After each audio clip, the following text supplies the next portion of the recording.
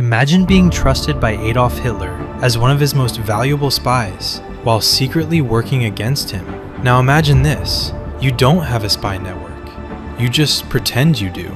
No agents, no contacts, no real intelligence. Just lies so convincing they helped win World War II.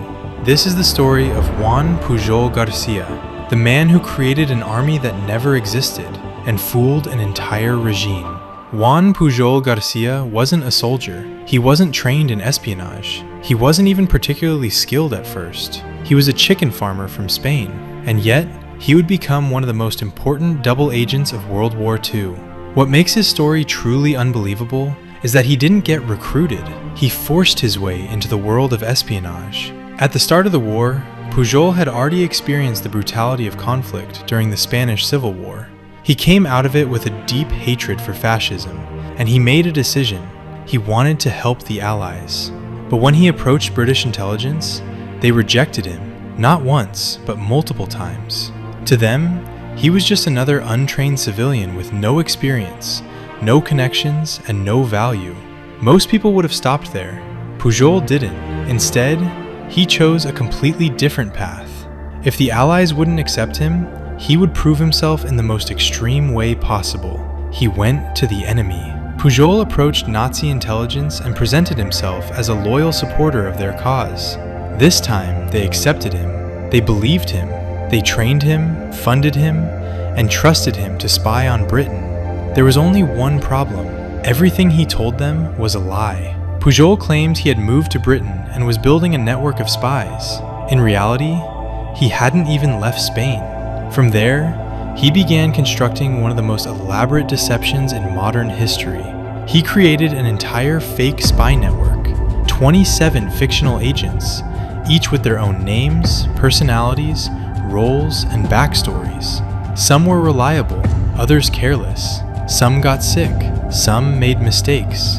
One even died. It was chaotic, imperfect, and incredibly human, and that's exactly why it worked.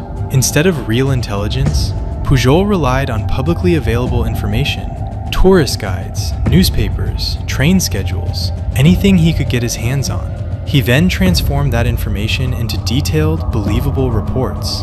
But the real genius wasn't just in the content, it was in the delivery. He would sometimes send information too late, making it seem like delays in communication. He mixed truth with fiction, making his lies harder to detect. He even asked for funding to support his fake agents, adding another layer of realism.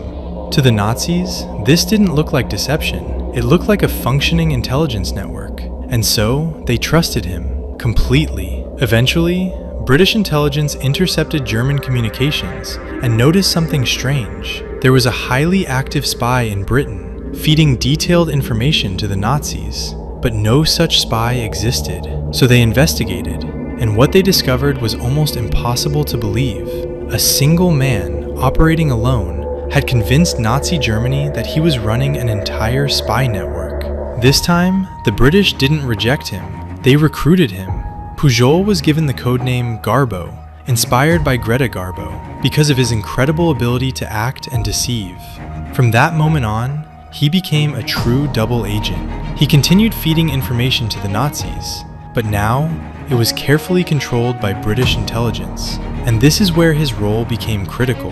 By 1944, the Allies were preparing for one of the most important operations in history, the invasion of Nazi-occupied France, known as D-Day. If the Nazis discovered where the invasion would take place, the consequences would be catastrophic. The Allies needed to mislead them, and Juan Pujol García became the centerpiece of that deception. Through his fake network, Pujol convinced the Nazis that the real invasion would happen at Pas de Calais, not Normandy. To support this illusion, the Allies created an entire fake army, complete with inflatable tanks, dummy equipment, and staged activity. Pujol reinforced this lie in his reports, telling the Nazis that Normandy was only a diversion and that the main attack was still coming elsewhere. The Nazis believed him. Even after Allied forces landed in Normandy, Hitler hesitated. He delayed sending reinforcements, convinced that a larger attack was still on the way. That hesitation gave the Allies the time they needed to secure their position and begin pushing into France. That delay likely saved thousands of lives and played a crucial role in the success of the invasion.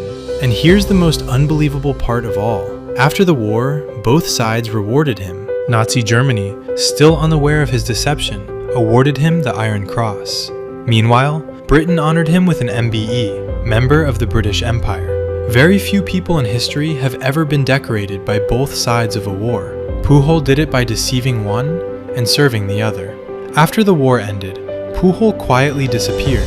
To protect him from possible retaliation, his death was faked. He lived the rest of his life in relative obscurity, far removed from the world he had once manipulated so masterfully.